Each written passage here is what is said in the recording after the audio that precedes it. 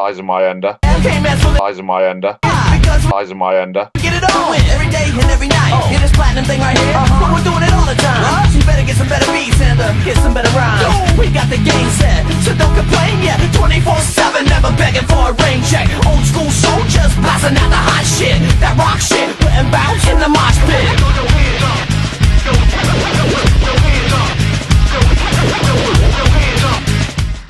Hello and welcome back to another episode of What the Falk podcast with me, Dave Lawrence. I'm sure you're getting sick of this by now, but Graham's had a big weekend. He's just finalised his move and into his new house and start a new chapter in his life. Some things don't change. Sunlun win at home. I know we lost one the other week, but we're back on the hype train. We're back towards securing them playoff spots.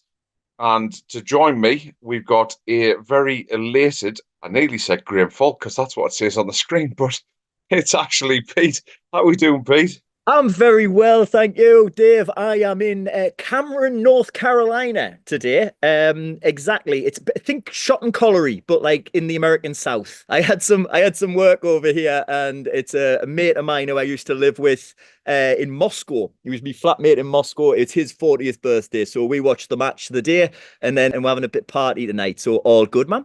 Everything tastes better. The dancing's going to be good. I'm going to get on the karaoke later and blast out Wise Men Say. Happy days. Sounds like a good Saturday to me. And also with us, the ever reliable Sophie. How's it going, Sophie? Oh, you've been to the match today, hopefully full of the joys of spring, a bit like the weather, really. Yeah, absolutely. Costa del Sunderland. It sounds a bit boring compared to Pete's location in the world, but it's not when we've won and we've got 3 points on the board and, like you say, closer to confirming the playoffs. Well, me and Pete already had the league won by January earlier in the season. I'm sure plenty of people will remind us of that, unfortunately. It is another step closer to cementing them playoffs mathematically. It's also good to get back on the winning trail at home. We know we don't want to pick up too many defeats, and we're not quite used to it. I guess the place to start is we came flying out the blocks rather.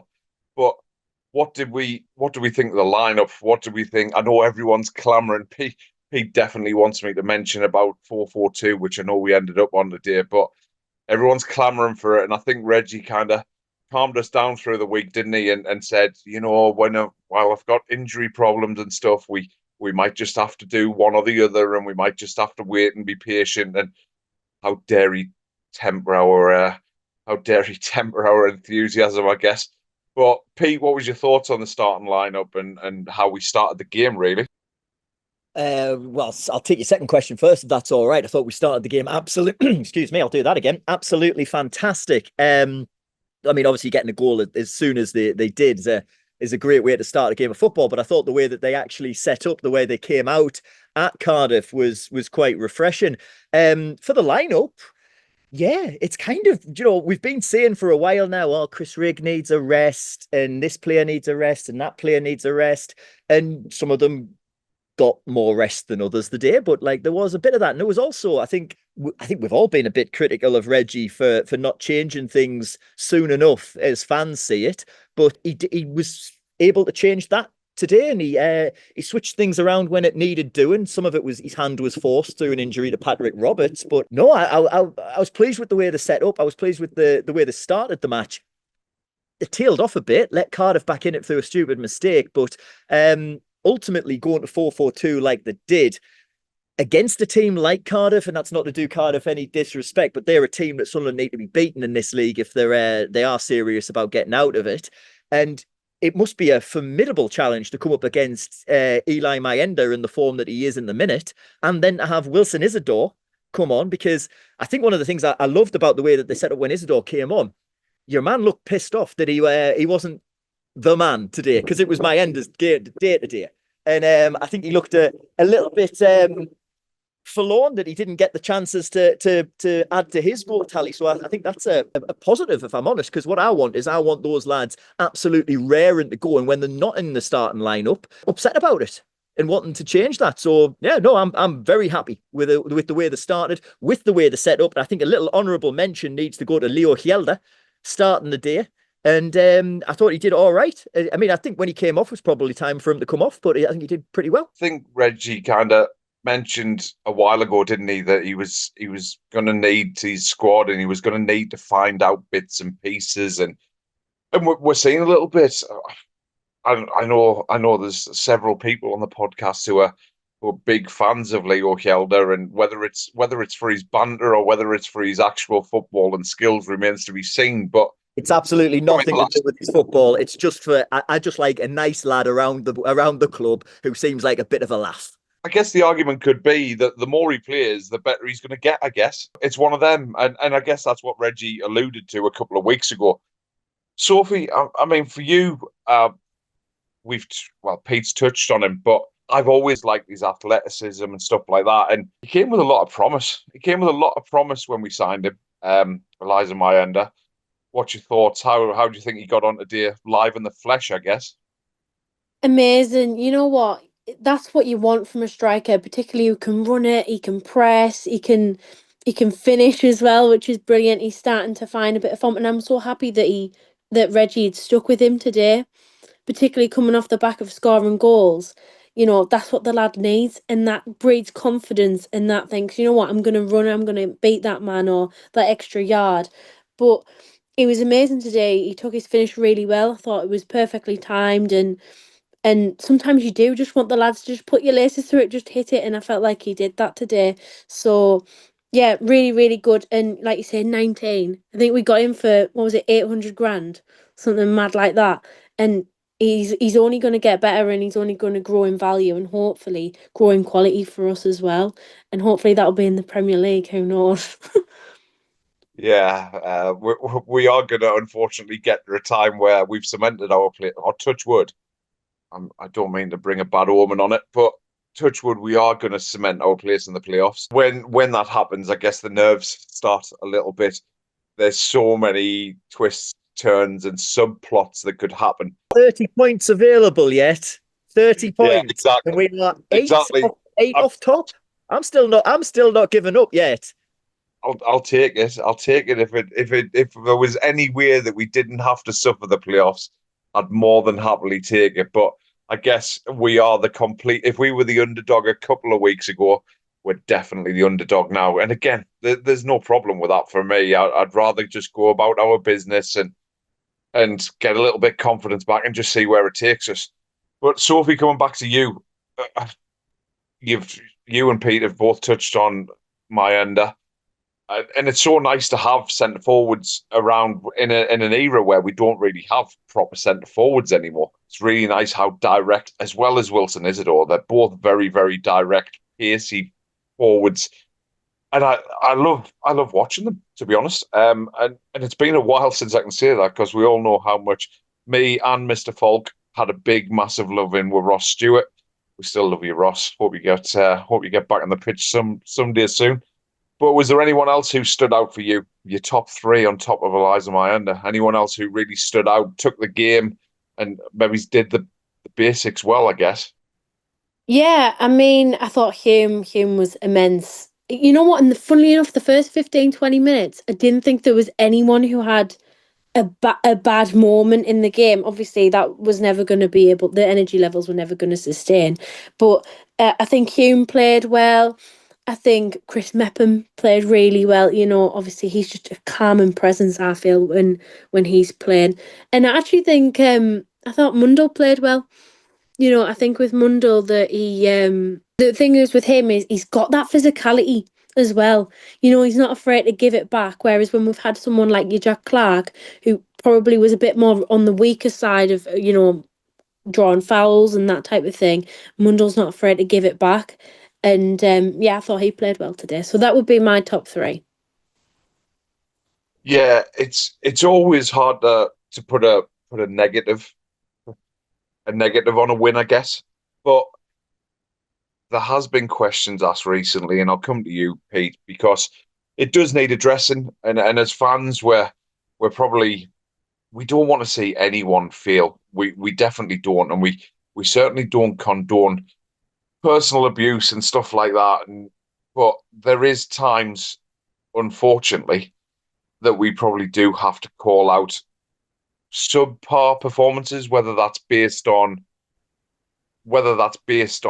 their own performance or silly individual errors. And of course, I'm sure everyone can understand where I'm leading to with this. It is a high pressure position, and we all know that when a centre forward misses half a dozen chances, although there is an argument to say that Are you talking about Ross not getting on because he was drinking with Peter Reid? Are you talking about our Ross not coming on the show because he was out boozing with Peter Reid? Yeah, yeah, exactly that. So there's always one. But what's your thoughts on Anthony Patterson today? For the goal, he wasn't good enough, and he hasn't been good enough for too many crucial moments recently.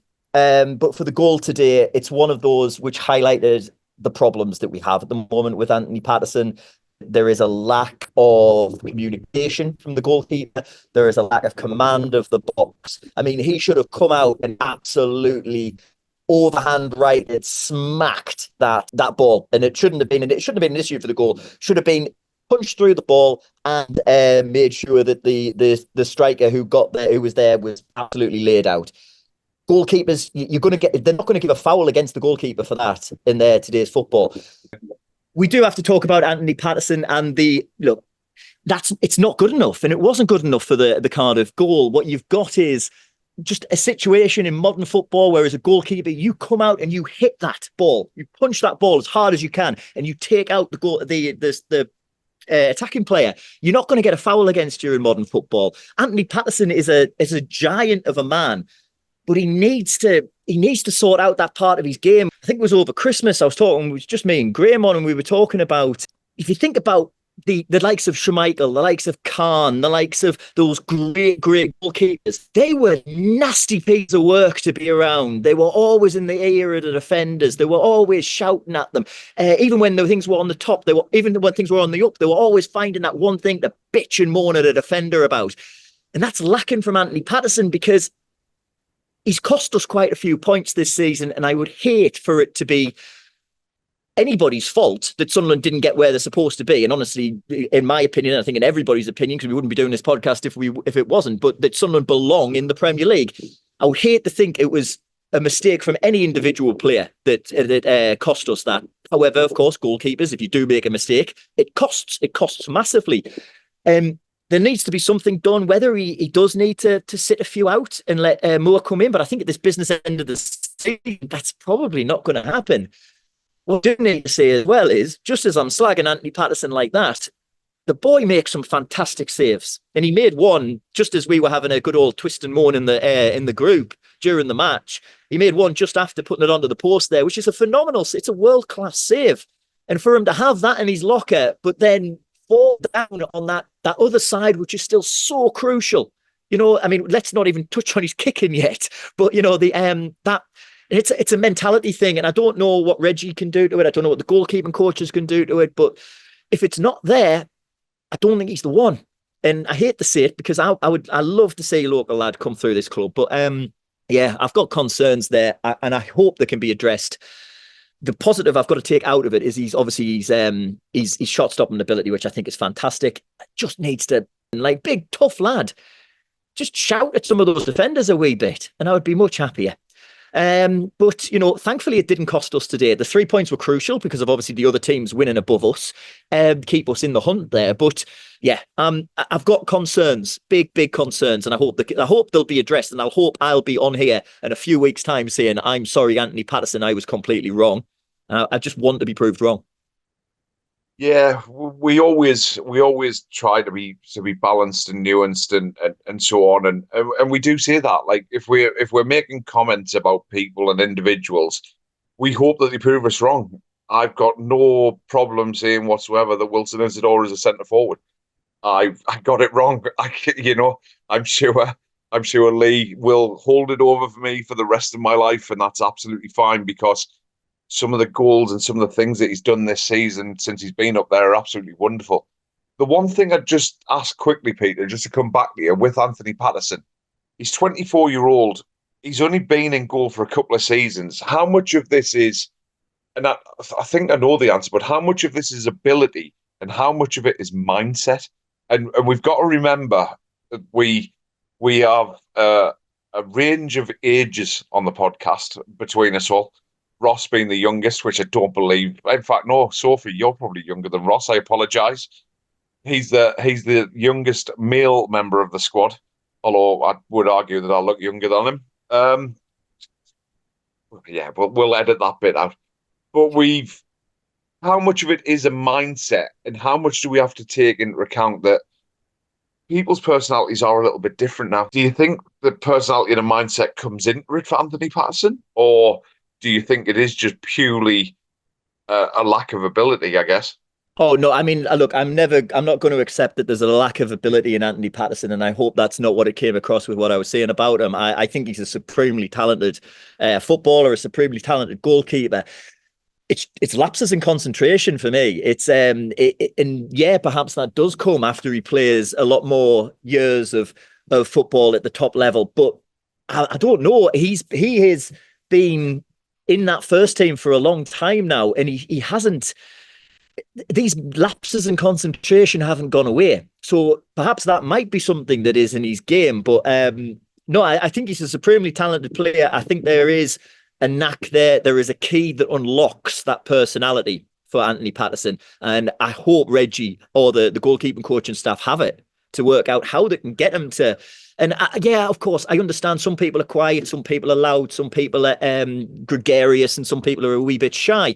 But he's in a position that he has to command that area. He has to command his box. He has to be able to marshal those defenders.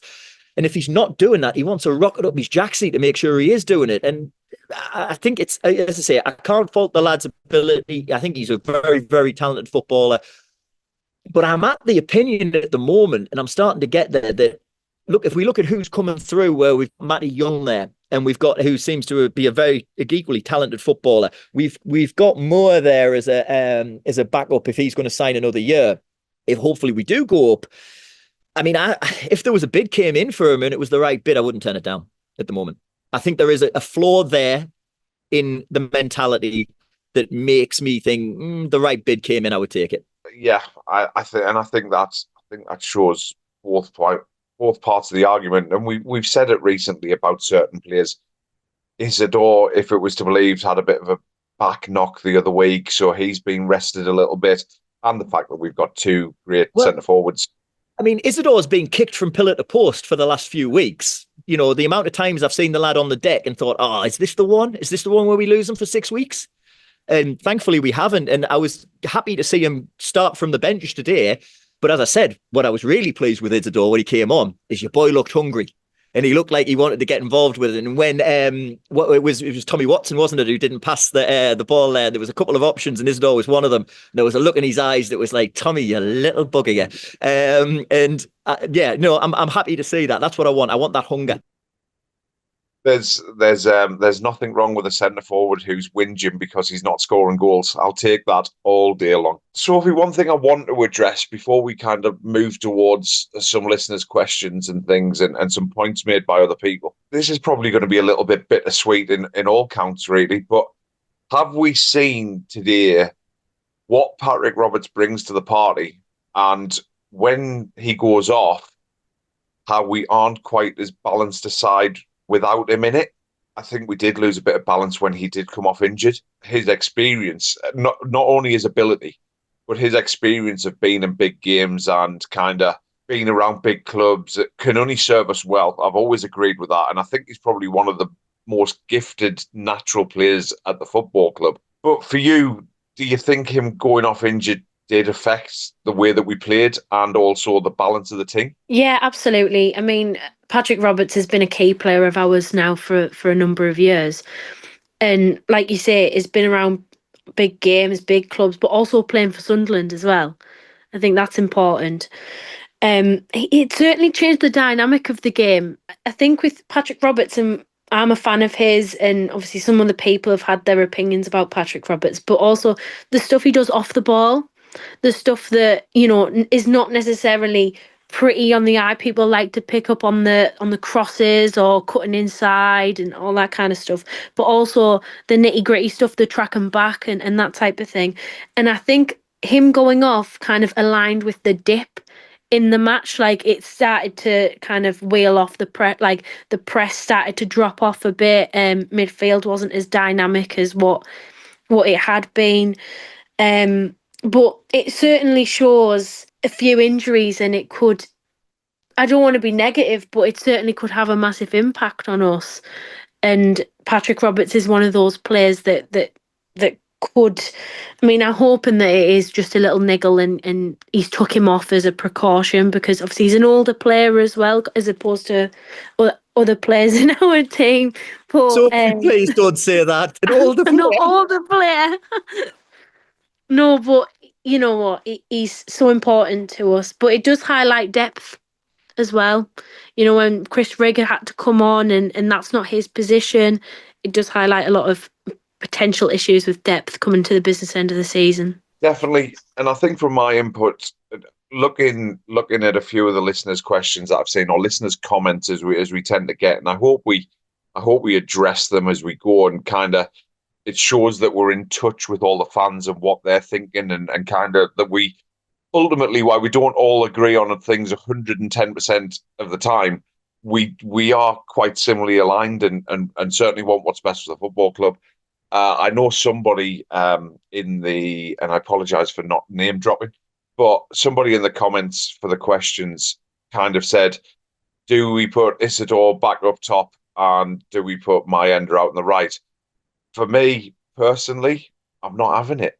I'm not having it, because if we are going to do that, I think it's a two up top. I think it's Wilson and Mayenda up there together. And I never thought for a second that I would believe that we should play 4-4-2. And I thought it was gone. I thought my heyday of Quinn, Phillips, Summerby, Johnston, thought it was done. And that was my heyday. No, keep on going. Just keep listening. Oh, no, don't get me started on Mickey Gray making behind them. We could talk about the Rolls Royce that Steve bowled. Honestly, my era, 110% of the time. Stefan's I guess this does touch on your point, Sophie, of if we're not going to use Mayenda in that position, which I have no problem with doing, but I do think he is much more effective for the way that we press the ball. I think that he's much more effective for playing on the last man. I think he's just much more effective going through the middle in general. And he is a centre forward. It's clear for everyone to see, I think. But the lack of wingers that we have now, yes, Chris Rigg is a very talented footballer. He is. He's going to go a long, long way. I've no doubt of that whatsoever. The size of the clubs that are sniffing around him, if reports are to be believed, are not going to take punt on someone who's not going to be very good at football. So I think we can all see that. But he definitely isn't a winger. It's as simple as that for me. And I'd hate to see him used in the wrong area. So I guess in terms of people coming back to fitness and things like that, if we were to play 4-4-2, which might mean that Mayenda has to be sacrificed to play out on a wing, I guess it only really leaves you Romain Mundle and Tommy Watson. Now, we do know that Tommy Watson has played out on that right-hand side, but for as much as Reggie said last week that he doesn't want to play two up top because he feels as though he needs to utilise them at the right time and things like that, I guess that he's got the same problem with the wingers now, because we've only got two of them. So for me, it is going to be a lot of balancing it if Patrick Roberts is out. That's just my input into the situation. I do thoroughly enjoy the idea of Mayenda through the middle. I think it'd be even better if it was him, and especially against the inverted commas stronger teams, bigger teams. I think the likes of Sheffield United, Burnley. I thought Burnley, when we played, listen, we've missed 2 penalties. There's me one listen of the day. Brought Mayenda on and we tortured Burnley for 20 minutes. We haven't scored, so they keep their clean sheet record intact, which really irks me for a start because I hate James Trafford. Don't know if I've told anyone that before, but I do. But yeah, I think there is a lot of tweaking. There is a lot of balancing to do. And I think, to be honest, for as much as he isn't proactive in the game, Reggie certainly does his homework. And I think he is the right man to give us that balance throughout the rest of the season. And I think it's imperative that he does that. One thing I want to mention, Ross was meant to be with us tonight, but unfortunately, the great Northeastern Metro system has let him down and let us on What the Falk, more importantly, down. But he did want to let everyone know about how good the new bar was. He was with our good friend Peter Reid. We love him to bits. I'm sure some of the stories that Ross has heard is absolutely fantastic. Plenty of, what's he gone on to say, live music, loads of TVs linked to the West Stand. It'll be a great match day experience. And also he wants to give a bonus shout out, and I experienced it over Christmas. The sheepfolds, absolutely wonderful, wonderful little place to go and have a lovely drink, meet up with like-minded people. So I think that's all fantastic. Pete, I guess, are we starting to see little signs of kind of off-the-field things getting a little bit better? We won't delve into ticket experiences and stuff like that because we might not be perfectly right with that. But what's your thoughts on how things are looking on the off-field part? Yeah, well, they can't get everything right all the time, but for too long they will get nothing right none of the time, and it's really good to be able to see. It's also great to be able to hear from an unbiased source like our Ross, who's if it had been rubbish, he would have said. But the fact that it was as good as it was, the fact that you can turn the whole match experience into a big day out for the likes of myself, for the likes of you, Dave, who are Sunderland fans, who if we get to the home games, it's a big event to be able to get there because of us living away. It makes it a bit more of a, do you know what? It makes us feel a bit more proper, and it's great when I'm in places like I am right now and they're asking, where's Sunderland? I'm like, Sunderland's great. And I show them pictures of places like the Sheepfolds. I show them pictures of the stadium, like the new buildings that are going up. I think it's great for the city in general, and it makes us proud of the place. That I always am proud of it, but it makes us even more proud of it. I think getting that match day experience right shows a Premier League mentality, because when you look at the big teams in Europe, when you look at the big teams in the Premier League, they all have this thing where it becomes an experience. It's not just like, I'm going to have a couple of pints in the Deaf Club. I mean, I do love a drink in the Deaf Club and then going into the match, but it's not just that. It's like a major event, and it shows that it shows that they've got a plan to put us, or at least try and get us close to those upper echelons of world football. And, if they can get us a sniff closer than we have been, I'd be happy with that. Obviously, yeah, there's some things they've got to do better with. I've seen some horrific stories about the ticket office of late, but very pleased. And the fact that, Ross is there with the pictures with his arm around Peter Reid, and Monty's there and all of that. Do you know, the club aren't daft. They know fine well we've got some absolute legends in there that they've got the phone numbers of, that they can go, look, can you come along and do a little meet and greet? And we'll absolutely lap it up. And it's great. We're not complicated human beings, football fans. We like to see our team play well, and we like to have a nice time out while we're watching it. And if they can provide both of those things, happy days.